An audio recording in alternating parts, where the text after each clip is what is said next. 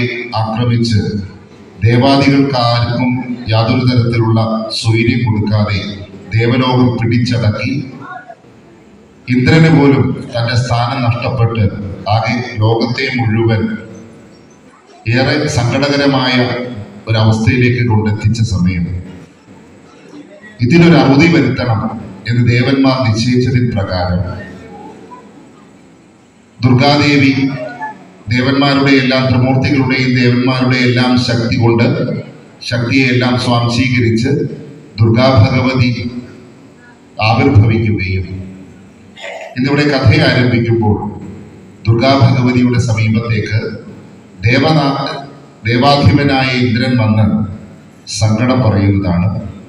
ആ മഹിഷാസുരനെ കൊണ്ട് യാതൊരു തരത്തിലുള്ള സ്വൈര്യവും തങ്ങൾക്ക് കിട്ടുന്നില്ല. ദേവലോകം ആകെ ആക്രമിച്ച് കീഴ്പ്പെടുത്തി കഴിഞ്ഞു ഈ മഹിഷാസുരൻ.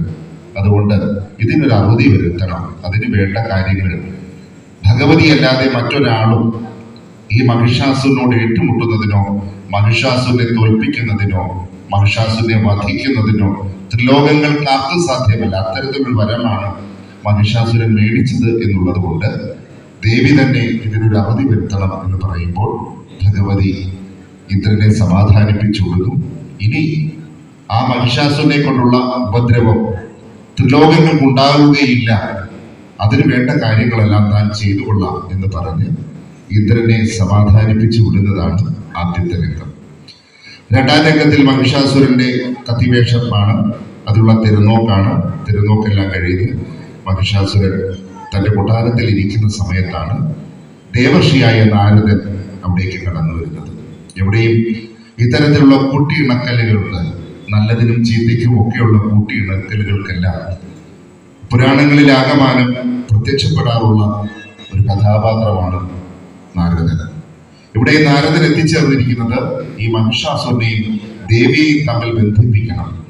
അങ്ങനെ ഒരു ബന്ധനം സാധ്യമായാൽ മാത്രമേ ദേവിയുടെ കൈകൊണ്ട്, ഭഗവതിയുടെ കൈകൊണ്ട് മഹിഷാസുരന് മരണം സംഭവിക്കൂ എന്നുള്ളത് കൊണ്ട് അതിന് വേണ്ട സൂത്രപ്പണികളുമായിട്ടാണ് നാരദൻ മഹിഷാസുരന്റെ സമീപത്തെത്തുന്നത്.